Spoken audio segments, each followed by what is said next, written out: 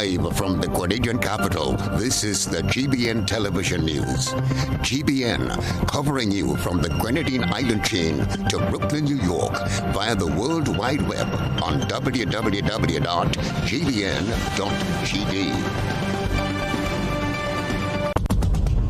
The news headlines is brought to you compliments GUT Credit Union.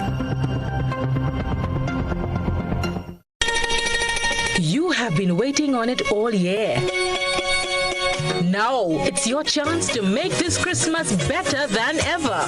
Get the extra cash you need with a Make This Christmas Better loan from the GUT Credit Union. Get up to $50,000 to celebrate your Christmas and make your holiday dreams come true. Home improvements, new furniture, a vehicle, debt consolidation, or even a vacation.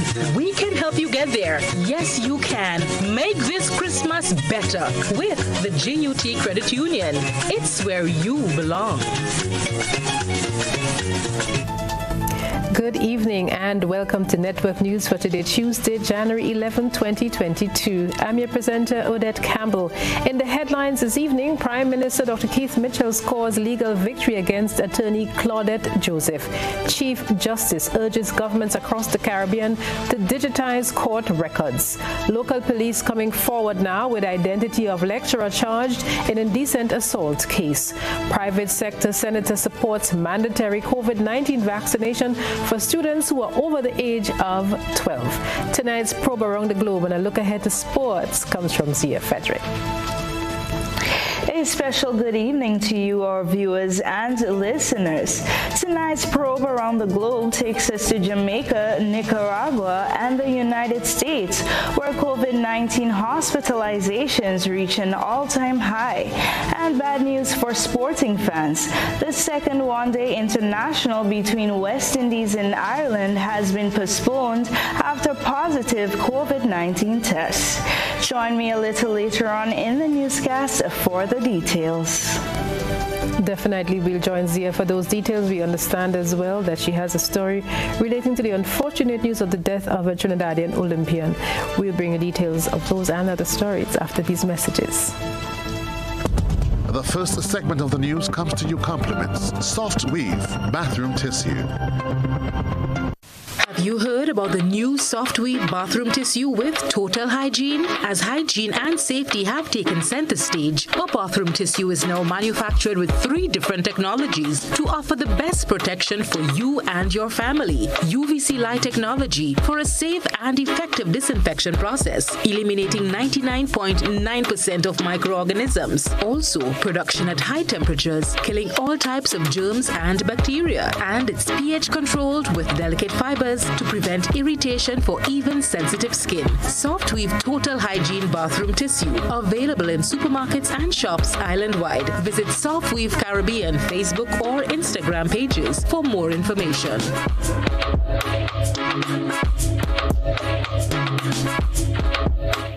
And now for the news in detail, we're starting off on the legal front. Prime Minister Dr. Keith Mitchell has prevailed in a defamation case brought against the local attorney.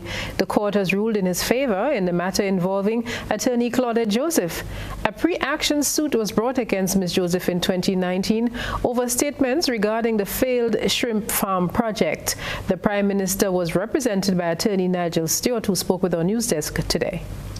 We subsequently obtained judgment against Claudette Joseph in favor of Dr. Mitchell, and then Claudette Joseph would have filed an appeal to set aside that judgment, and the Court of Appeal rendered its decision today, dismissing the appeal and reconfirming the judgment of the High Court in awarding judgment against Claudette Joseph in favor of Dr. Mitchell.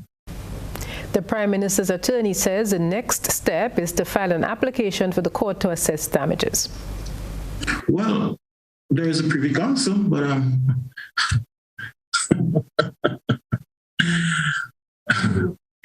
yes, but that will be up to Ms. Joseph and her attorneys to do. Yes, the Court of Appeal will deliver its written judgment later today, but that was the ruling of the court. The appeal was struck out. And the judgment against Claudette Joseph was reaffirmed by a Court of Appeal. When contacted today for comment, Ms. Joseph told GBN that she's yet to receive the written judgment and the issue is in the hands of her lawyer.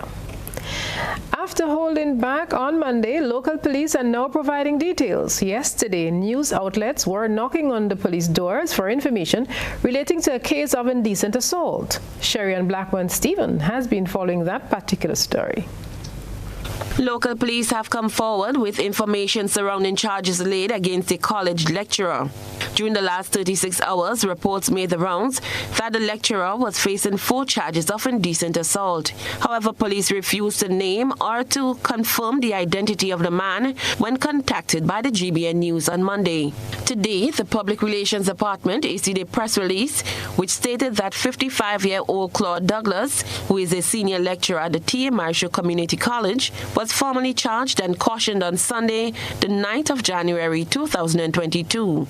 The statement said he was charged by officers attached to the Criminal Investigations Department of the South St. George Police Station.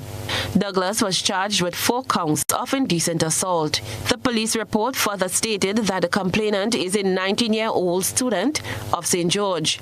That person has alleged that the incidents occurred between January the 1st and October 16th last year.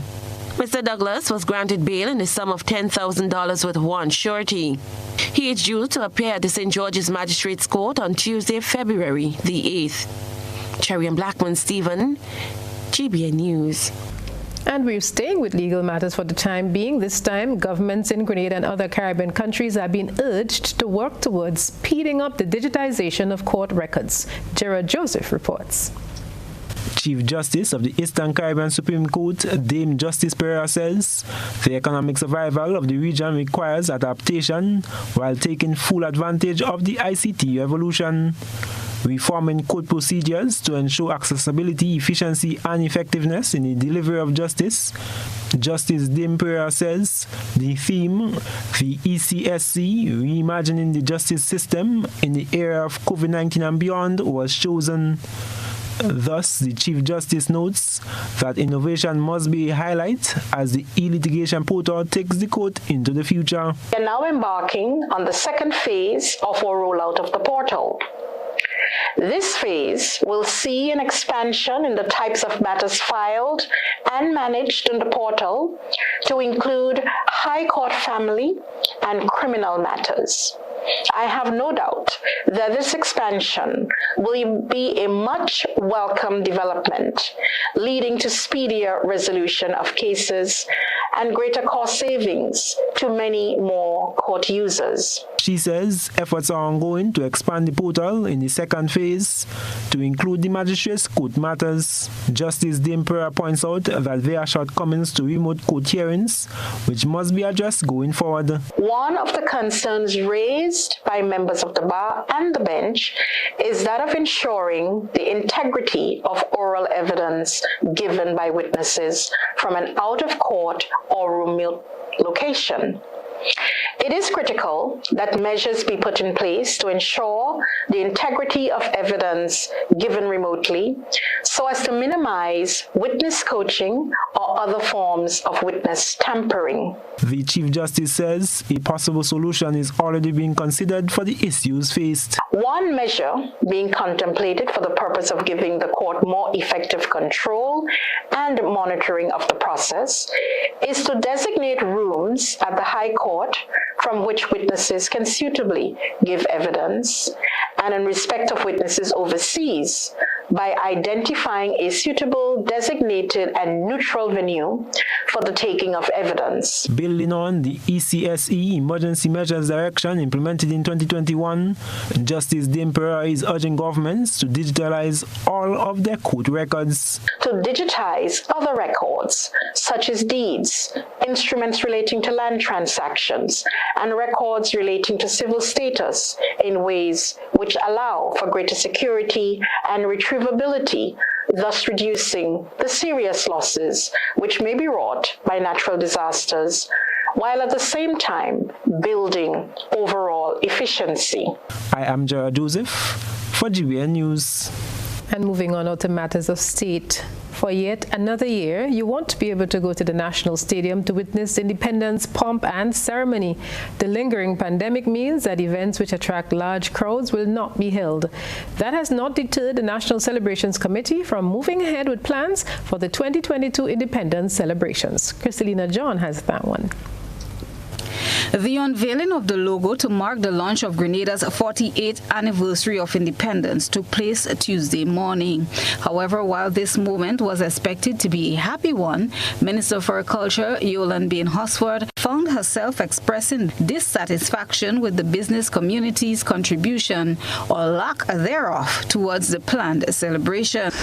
And speak to the business sector a bit, because as I drive through the communities and I drive through the town of Grenville, St. Andrews, other areas, other towns, I noticed that very few decorations are up. And the decorations that are up are done by the celebrations committee. I want to urge the business sector to be more patriotic. Show your patriotism. Next 2 years, we're celebrating 50 years. And we want to get everybody on board. Everybody should be involved. We shouldn't be even talking about it. The theme for the 48th anniversary of independence is Overcoming Our Adversity, Safeguarding Livelihoods, Protecting Our Future. Emphasizing the theme and noting its significance during this period of the COVID-19 pandemic, Chairman of the Celebrations Committee, John Williams, says despite the uncertainties, they were able to come up with plans that will allow for the inclusion of everyone. John highlighted some of the activities that will be held to commemorate the occasion, most of which will take place virtually. February the 1st to the 6th, we have our parish beautification, and that involves all of the parishes. February the 4th will be our interministerial display. So that is carded for February the 4th, along with National Colors Day. That is an island-wide initiative. And our Independence Calypso competition is on. The committee chairman says entries should be in by Wednesday, January 19th, which will be followed in short order by rehearsals. The cultural extravaganza will be held on February 5th at the Kirani James Athletic Stadium. So too will the staging of the Calypso competition. 9 finalists will be selected to come up against reigning monarch Sean Niles or Sorrow Serpent. Independence School Treat is also in the lineup for this year. Other planned events include the much-anticipated military parade, which will take place on Monday, February 7th, as well as the Prime Minister's luncheon on February 13th, and other activities or sporting competitions on the Sister Isle Carrier Coup. Kristalina John, GBN News. The word through the grapevine is that Godfrey Augustine will be participating in this year's Independence Calypso competition. We'll be there, Team GBN, to cheer him on.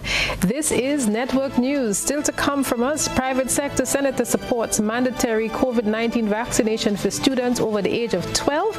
And we listen to a principal who shares his experience when schools reopened in full yesterday. Do stay with us.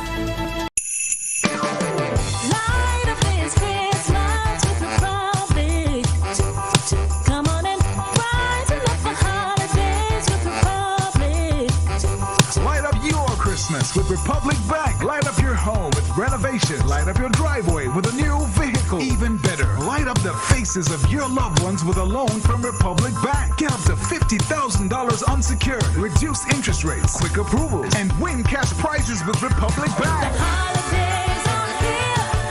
Republic spreading the cheer. Come on and light up your Christmas with Republic. Make this Christmas your brightest with Republic Bank. Special terms and conditions apply. Republic Bank, we're the one for you. How did you get your electricity bill to be so low? For one, we size our transformers just for what we need, and we unplug transformers, chargers, and other devices when they're not in use. We also replaced our light bulbs with LED. I even replaced the seal on my refrigerator door to keep the cold air in. How do you know if it is working? We pay attention to the usage history table. Over time, our average usage has decreased. Frederick, energizing our Grenada. Running low on groceries? Why not visit realvalueiga.com and experience our new online shopping platform. Place your order, then go out and enjoy your day to spend more time with friends and family.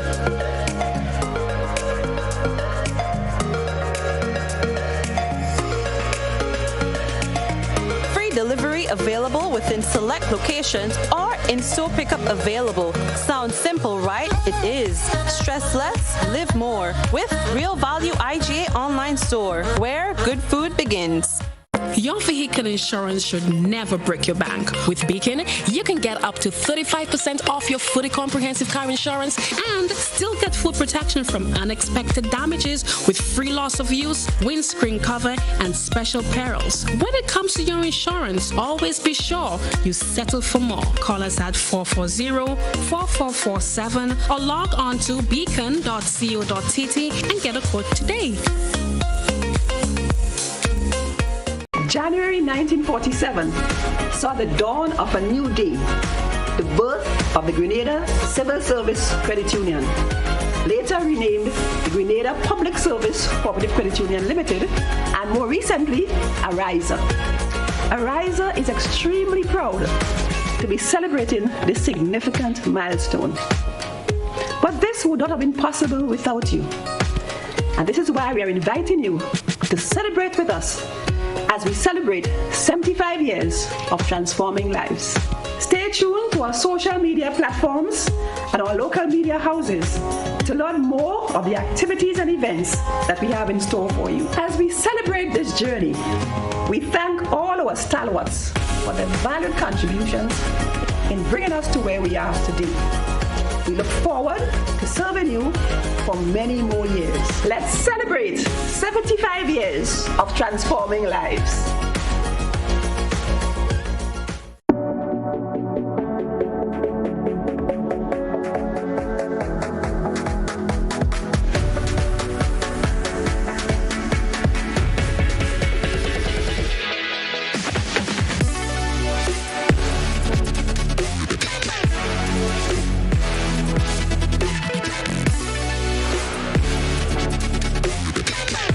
GBN leads, the others follow. This segment is brought to you by Republic Bank. Light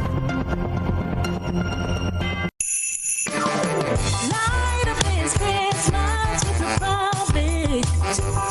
Come on and rise up for holidays with Republic. Light up your Christmas with Republic Bank. Light up your home with renovation. Light up your driveway with a new vehicle. Even better, light up the faces of your loved ones with a loan from Republic Bank. Get up to $50,000 unsecured. Reduce interest rates, quick approvals, and win cash prizes with Republic Bank. The holidays are here. Republic spreading the cheer. Come on and light up your Christmas with Republic. Make this Christmas your brightest with Republic Bank. Special terms and conditions apply. Republic Bank, we're the one for you. Thanks for continuing with us this evening. The Ministry of Health is poring over statistics on Grenada's newest COVID-19 wave. As Christelina John reports, they're now looking at impact on children. 11.5% of children accounts for the number of positive COVID-19 cases on the island. Senior Medical Officer Mayana Charles, in providing Grenada's present COVID-19 statistics, says since testing began on the island, the largest number of tests being conducted was recorded on Monday.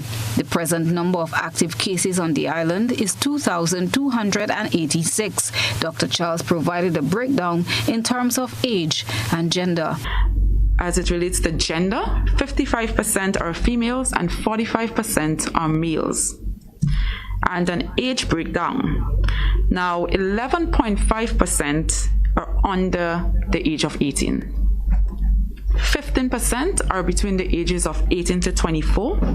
62.5% are between the ages of 25 to 49. 8.6% between the ages of 50 to 69, and 2.4% 70 and above. Yesterday alone, we conducted 1,836 COVID-19 tests. That is the most tests we have ever done in a day since the start of the pandemic. The senior medical officer noted that one individual visiting the hospital for other medical purposes tested positive for COVID-19. Also important to note, there is an additional person admitted to hospital for other reasons and incidentally tested positive for COVID-19.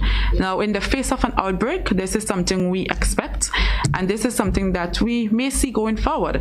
Persons coming in for other reasons and coincidentally testing positive for COVID-19, but is not hospitalized as a result of COVID-19. 6 persons are presently hospitalized with 41 new recoveries, with the cumulative recoveries at 5,785. The age range of the hospitalized cases are between 32 and 76. To note, 5 of the 6 persons hospitalized are not vaccinated, and that 5 persons are suffering from COVID pneumonia. Dr. Charles noted that 32% of Grenada's population is fully vaccinated, while 5% is partially vaccinated. Christelina John, GBN News. And while health officials pore over the numbers, educators are trying to find the balancing act. A local school manager is advocating for a single hymn sheet as Grenada joins countries worldwide in working its way through the present health challenge. Manager of the Grenada Christian Academy, Pastor Gerald Keynes Douglas, says if all stakeholders in education work together, the anxieties surrounding the reopening of schools will dissipate. Speaking on GBN's Beyond the Headlines program last night, he said there is need for focused thought as the country settles into the new normal. It is a challenge. We're all learning to do education, life, church, work, everything in a new dispensation. And so obviously with the adjustments, there are a lot of challenges. However, I think both the Ministry of Education and the Grenada Union of Teachers, parents, communities, we're all pulling together to make this happen. And we're, it's not perfected yet, but we're doing a good job, or at least working on it very hard. Pastor Keynes Douglas says the balancing act is a work in progress, and he senses that parents, teachers, and others really want to move ahead. Now, at my school today, 3 students were sent back home because they came down with flu-like symptoms. Another one was kept in an observatory. And you could tell that there's a sense of optimism, but it's cautious optimism between teachers and students, even parents who didn't send their children out. But at least there is a sense of we need to have this thing done. We need to get our children back in the classroom and face-to-face with face-to-face learning, because we have had the problems of online learning and a lot of children are getting left behind. He also stressed the importance of all parties singing from the same hymn sheet. Every school has to work out to some degree what works for that school. And so there has to be a sense of liberty, a sense of freedom, and we need to get that from the Ministry of Education, and teachers need to be given, and principals need to be given the freedom to work that, and guided by principals also from the GUT. So there has to be a coming together of all the forces to make this thing happen. And when it is working nicely together, the students would feel comfortable. The parents would feel comfortable, and this is going to be done very smoothly. So that's what we're looking for. Yes, some work has to be done, but I think it's happening, but slowly, but we're going to get there. A very positive note there from Pastor Gerald Keynes Douglas, manager of the Grenada Christian Academy, as he spoke on GBN's Beyond the Headlines program last evening. And meanwhile, the call for mandatory vaccination for students between the ages of 12 and 17 is being reiterated by the private sector representative in the Senate, Christopher Diali. We get details in this report. Face-to-face learning and teaching is the preferred option according to education officials, while noting the limitations to online classes or even blended learning. Therefore, private sector Senator Christopher Diali is maintaining his stance that students over age 12 should be mandated to be vaccinated. The evidence is in that the blended is not the best approach. And the better approach is having them back to school face-to-face, because learning is not only academically, you have all the other social components to it. So with that in mind, I have continued to ask, and I've continued to proffer my opinion that I believe vaccination among the 12 to 17 age group for students should be mandated, including the support staff, teachers, and so on. Senator Diallo believes mandatory vaccination cannot be avoided, noting the reports of significant infection within some schools during the first week.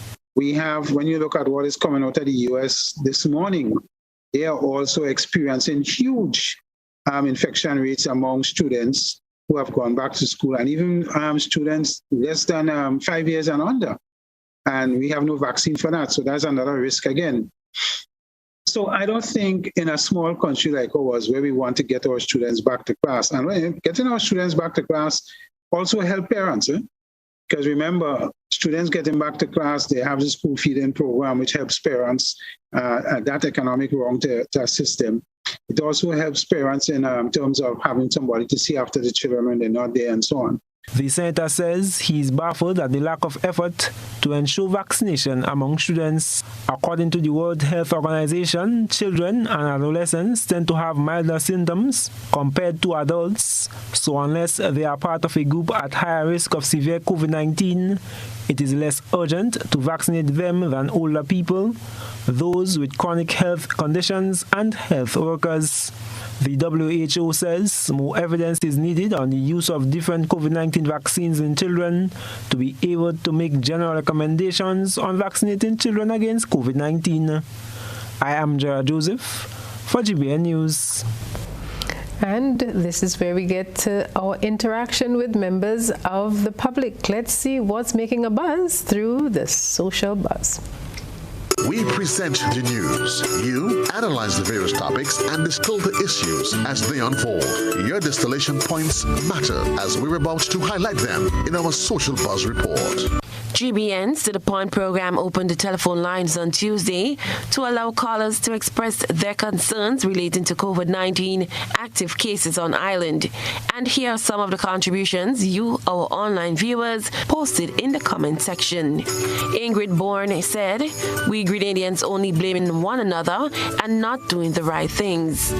Annette Ragba Singh added, "Caller restrictions worked, so we need some form of restrictions. We need strict enforcement of the protocols, and we need to control the crowd in parties, roadside limers, bars, etc." Cynthia B. said quite a bit. "It is said all will contract COVID, but vaccination is our way to help us to prevent further spread. I am hoping that we will all be able to get tested in our communities. If not, it is going to be a real big problem if we expect the government to get transportation to take us home individually." And she concluded, "We have to continue the directives and protocols, things we were taught long before COVID. Wash hands, cover your mouth when you're sneezing or coughing, especially if you have a cold or a flu. Don't eat from others. Don't talk or play with people you don't know," meaning stay in your bubble. And that's a wrap for tonight's Buzz. Continue to share your thoughts and concerns with us on our social media platforms.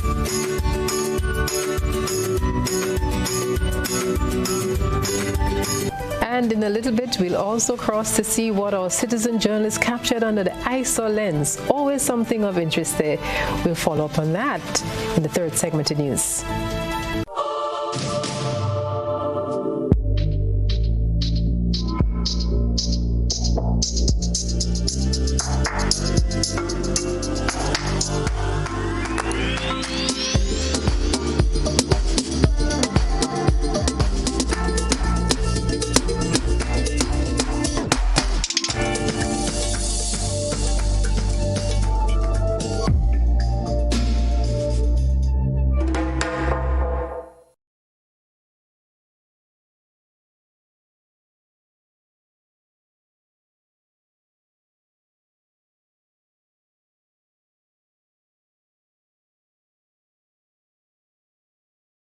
What does it take to be an amazing woman? Lots of me time. Amazing women are classy, fancy, and a little sassy. It's the drink for me. Cheers! Sometimes you've got to show them who's boss. Alpha male? Nah, alpha females are more amazing. cheers to securing the bag. We make time for ourselves, for work, friends, and we certainly make time for passion. We're simply amazing. Amazing cream liqueur for the amazing woman in you. Are you looking for quality herbs and herbal supplements, or are you thinking about having a complete body cleanse to jumpstart your health? Then no need to look further. Visit Nirvana Natural Health Clinic, Detox Center, and Natural Health Store. We carry a wide range of herbal products for kidney and gallstone cleansing, male sexual enhancement formulas, asthma and sinusitis, gas and bloating, acid reflux, constipation, arthritis, imbalanced hormones, female health issues, liver cleansing, weight loss, and so much more. Also available, colonic irrigation, holistic health consultations, essential oils, and diffusers. Look out for our online natural health store coming soon. Call 231-6642 for 18-7115 or 449-7753 to find out about our delivery options or to book an appointment. Visit us at Belmont St. George's, close to the Fallage, Monday to Saturday, 9 a.m. to 6 p.m. Nirvana Natural Health Clinic. Detox your way to health.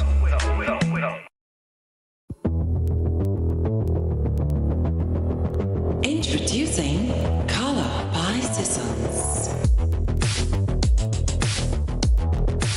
Color by Sissons. Color by Sissons. Color by Sissons. Color by Sissons. Color by Sissons. Welcome back, and again we say good evening to our listeners on K105 and those of you following us on the social media platforms. Inadequate staffing is being blamed for some of the inefficiencies and inadequacies within the Fisheries Department. It's an issue that Fisheries Minister Yolan Bain-Horsford plans to address as a matter of priority. We have a consultant who is looking at the objectives and looking at how we can reshape the ministry because, of the challenges that it's going through. It has been struggling for proper staffing for quite a while, and we saw the need to move quickly on it. So we had this consultant who worked for 6 months looking at the whole fisheries division, getting feedback from all around what is taking place and putting a plan in place so that we can move that division forward with all the new challenges, etc., that we have. In looking at some of the other issues, she said that fish exports have been dealt a severe blow because of challenges with airlift. We have had challenges with airlift. It's amazing to know the amount of monies that you make, with exportation of fish. This year we had over $16.1 million. For exportation of fish. We made that over last year. That was 10.8 million, I believe. So we did very, very well this year, and we realized that we must get a lift in place. So we had several meetings, and the final, well, not final, but the last meeting we had for the year, we spoke with all the stakeholders, and we are looking at if we can attract new airlift to this country. And we are doing that in collaboration with all the stakeholders, including the Senator, including Minister of Tourism, and all of us. We have discussed that, plus the exporters overseas, those are the importers. Local police continue the campaign against illicit drugs, and they're reporting that 2 men were nabbed at Raton Beach in St. Patrick with 114 pounds of compressed cannabis with an estimated street value of $258,000. 42-year-old fisherman of Sater, St. Patrick, Victor Vespri, and 51-year-old Jazani David of Ascension National residing at Gulf Coast St. George were detained. They're assisting with the investigation while one man remains at large. Police say the men were discovered with the drugs at Raton Beach on Saturday during an operation which was conducted by the drug squad, the Sater's police, and the rapid response unit. A fishing vessel has been confiscated.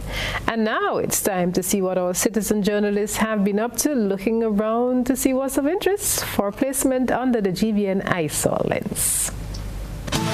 A good eye catches all. GBN eyesore is brought to you by Clear Vision. Life is beautiful if only you can see it. Clear Vision Eye Center helps you do just that.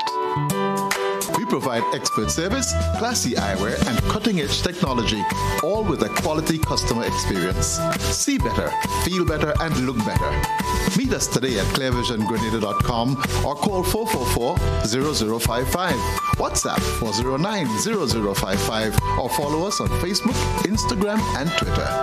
Clear Vision Eye Center. Let's see life and the world with a clear vision.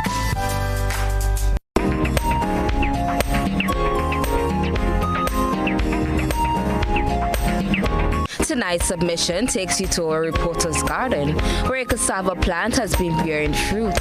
Our ISO reporter said, quote, "It's the first time I've seen a cassava tree bearing fruit.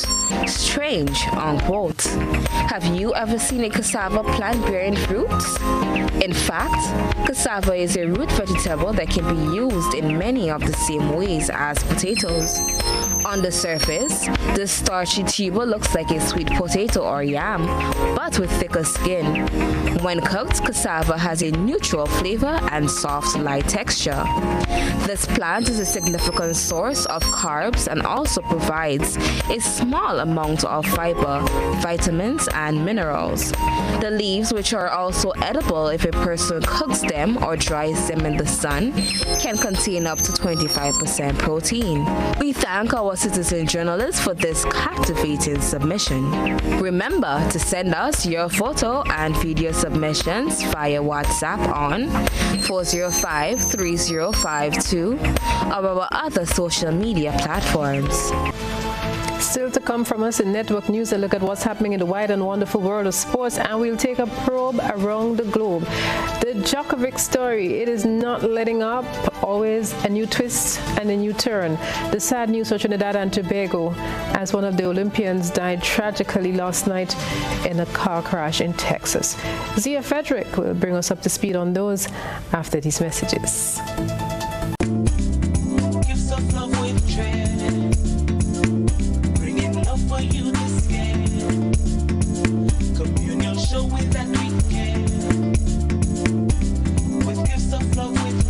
We're bringing you gifts of love with cheer at the communal. This Christmas, we are your Santa. It's all about sharing the warmth of this season with those you love. Get in on this special loan, taking advantage of great interest rates with no principal payments until January 2022. Share the gift of love. Make it a merrier Christmas with the communal. Exciting prizes for members throughout the promotion. For we are your Santa this Christmas. Offer ends January 31st, 2022. Lending terms and conditions apply.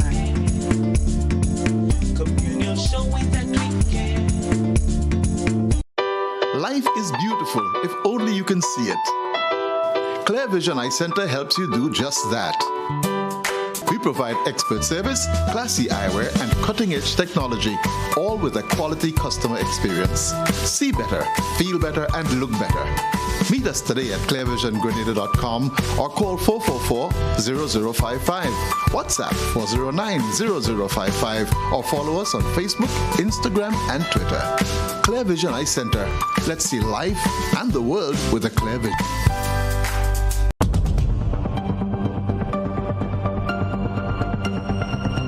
Keeping an eye on the weather, this is GBN. We've got you covered.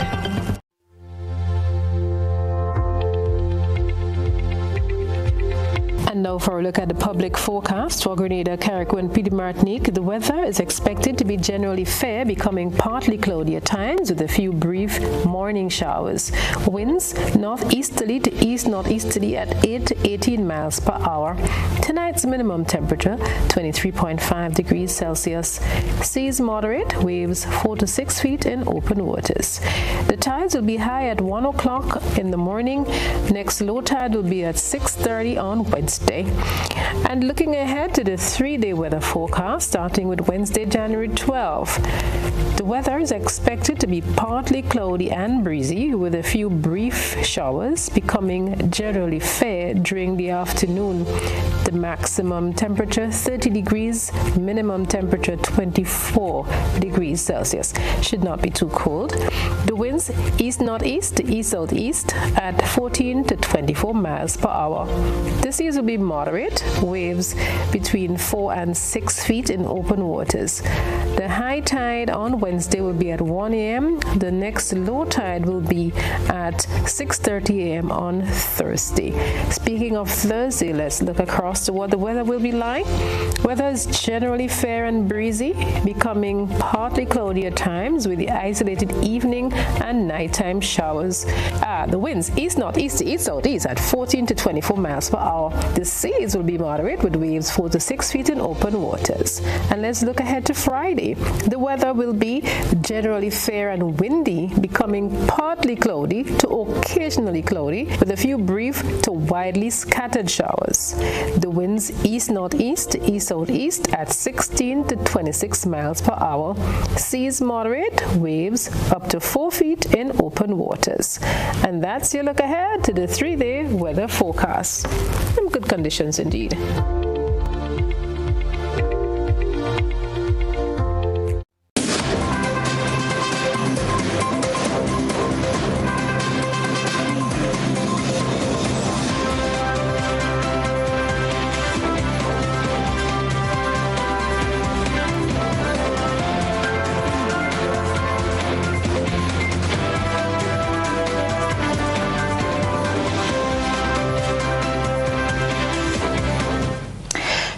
Welcome to our sports roundup.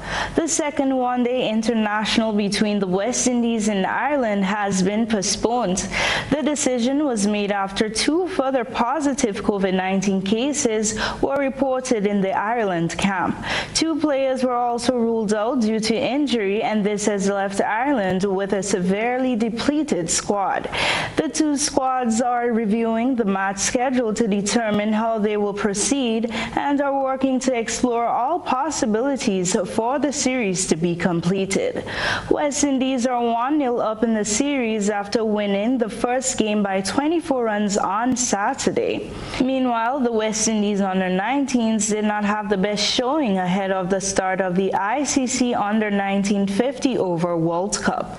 They suffered a heavy loss to India, their first official warm-up match. After being set a challenging target of 279 to win, the young Windies struggled to 170 all out in just 43 overs. The team got off to a solid enough start when openers Matthew Nandu and Shakir Paris put on 30 in the opening overs. Paris was the first to go after being dismissed by fast bowler Garv Sangwan. Unfortunately, the other batsmen followed in quick succession. Teddy Bishop was dismissed 10 balls later and Sangwan was out LBW. Windy skipper Akim August went on for a duck after also being bowled by Parak. Moving on now to news of tennis, we find that world #1 Novak Djokovic continues to dominate the news cycle off court. He won a legal battle on Monday over the cancellation of his visa 1 week before the start of the Australian Open. As we hear in this report, it has been a confusing time on several fronts. Meanwhile, the pepper spray has come out in Melbourne as police clash with Djokovic fans, and the whole saga has led some to draw this conclusion. It appears to me to be a complete embarrassment for the Australian government. Or Australia's highest-selling newspaper, the Herald Sun, describes a total balls-up. The man himself has tweeted this picture from the Rod Laver Arena, telling us, despite all that's happened, I want to stay and try to compete at the Australian Open. I remain focused on that. And Novak Djokovic is right. A lot has happened. Remember, he arrived in Australia last Wednesday night. He had his visa revoked and was moved to an immigration hotel. Then on Monday, Djokovic had an appeal upheld. The government admitted he hadn't been given enough time to respond to that visa decision. The judge concluded, we all play by the same rules. Those rules were not observed. But what were the rules? It's far from straightforward. Effectively, the policy changed whilst Mr. Djokovic was in the air. This is backed up by Paul Sackle of the newspaper The Age. Literally just hours before he arrived, the federal government seemed to change its view and said it would apply its own stricter policies at the border. Paul Sackle then highlights a crucial point, the policy on whether a recent COVID infection matters. And they made a different judgment on his medical exemption, the prior infection exemption. the prior infection exemption. Certainly, by the time Djokovic landed, the government was saying this didn't apply. But Tennis Australia had been saying something different. In a letter on December the 7th, it told players you may enter Australia with an overseas medical exemption certificate. One category for an exemption was a recent PCR-confirmed COVID infection after the end of July. But then listen to this from the CEO of Tennis Australia on Sunday. There was plenty of contradictory information, plenty of conflicting information, and we constantly were seeking clarity from day one. Seeking clarity and finding it are, of course, two different things, and Prime Minister Scott Morrison argues the information was there. And finally, we end our roundup with what is sad news for many. Trinidad and Tobago's Olympic athlete Dion Lendor has died. Reports indicate that a 29-year-old sprinter passed away in a car accident in Texas on Monday night. The Trinidad and Tobago Olympic Committee shared an update this morning confirming the 29-year-old Olympian's death. Lendor represented Trinidad and Tobago at the 2012, 2016, and the Tokyo Olympic Games in Japan last year. Other athletes, organizations, and personalities including Arthur Boldon, the Football Association, and Councillor Brennan Patterson expressed sadness at his passing. That's the sports news for now. Our probe around the globe is next.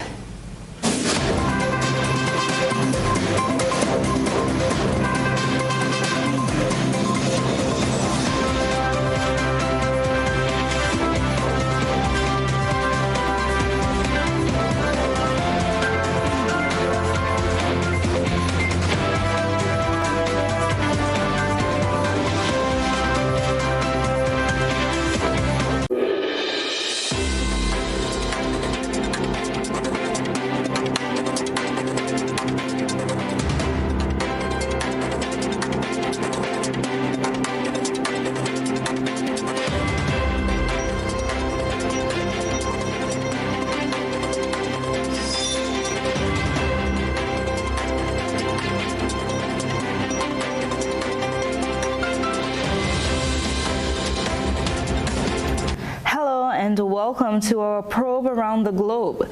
Tonight our probe commences in Jamaica, where a man is dead and two others in hospital following a 3-vehicle accident in St. Elizabeth. We get more in this report. Flashing police lights, a crowd of people, and the sound of wailing piercing the night sky. All evidence of something gone horribly wrong along the Stevens Run main road in Nain, St. Elizabeth. Mangled metal paint a picture. A truck, a hiace minibus, and a Toyota Corolla motor car, all caught up in a traffic crash which ended tragically. It happened about 7:20 Friday night. The hiace bus driving behind the truck towards Junction.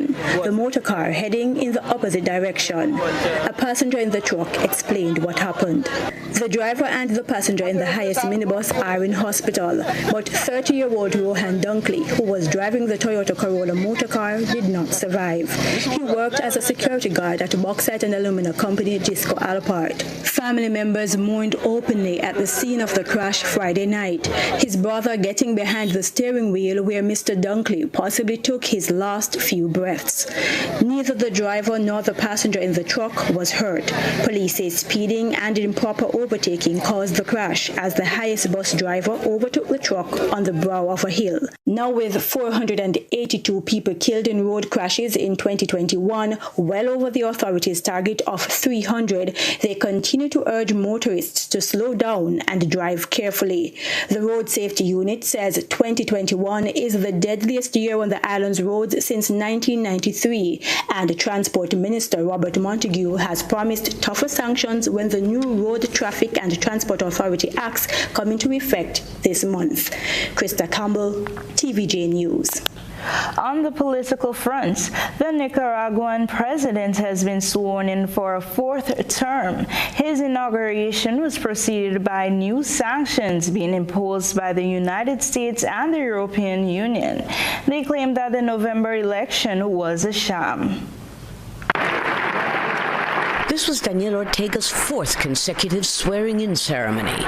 Flanked by his wife Rosario Murillo, his vice president, he vowed to improve conditions in Nicaragua, the second poorest country in the Americas after Haiti.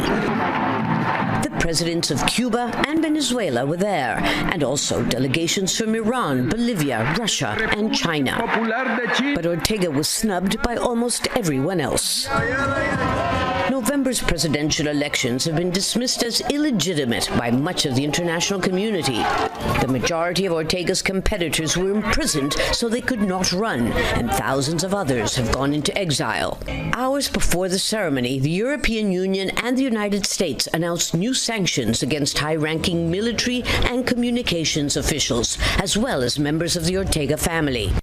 But exiled opponent Mónica Baltodano, a former Sandinista commander who once fought alongside Ortega, questions their effectiveness.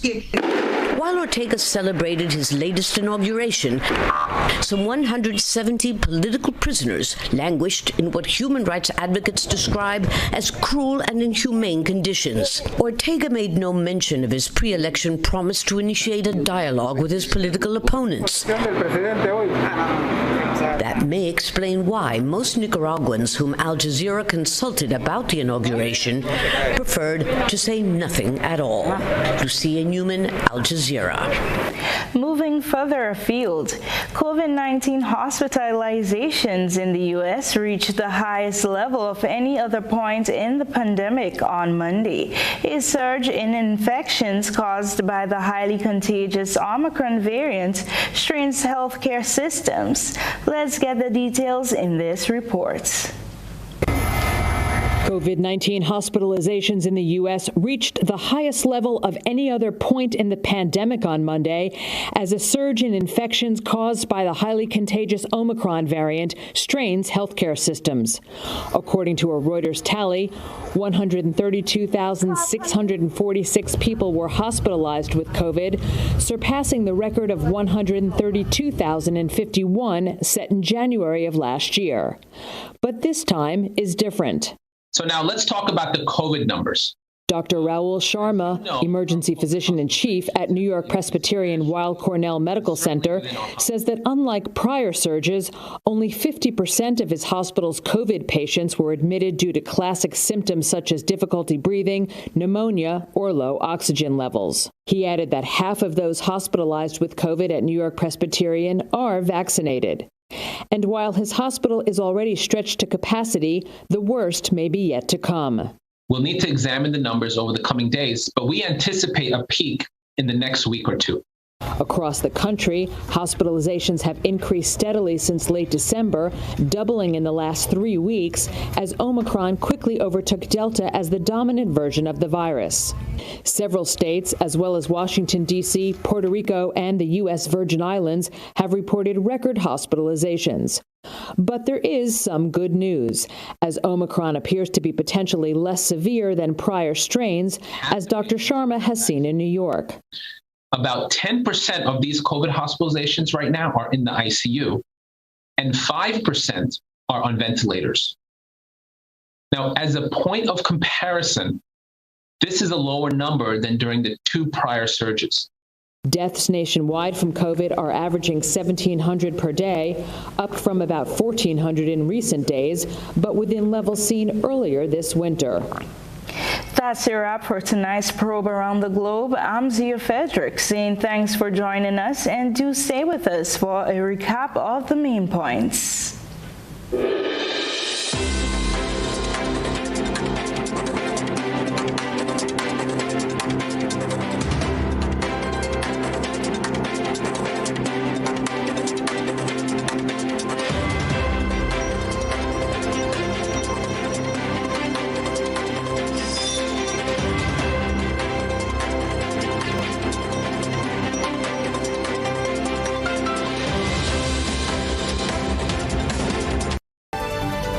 Recapping the main points in the news this evening, Prime Minister Dr. Keith Mitchell scores legal victory against attorney Claudette Joseph over comments made about his alleged involvement in the shrimp farm project. Chief Justice of the Eastern Caribbean Supreme Court urging governments across the region to digitize court records. Private sector senator supporting mandatory COVID-19 vaccination for students over the age of 12. And around the globe this evening, we learned that a fatal car crash in Jamaica left one man dead and 2 others hospitalized. And further afield, the U.S. hits all-time high in COVID-19 hospitalizations. And in sports, the second one-day international between West Indies and Ireland postponed after COVID-19 positive tests were returned. That's it for our newscast this evening. Just in case you missed any part of the news, remember, no need to worry. You can catch up with us on our social media platforms, our YouTube channel, the Facebook, and of course on television. We'll have a repeat at 10 o'clock, and you can also catch the local segment tomorrow morning at 6:45. I'm Odette Campbell. Thank you for choosing Team GBN. We'll see you again tomorrow.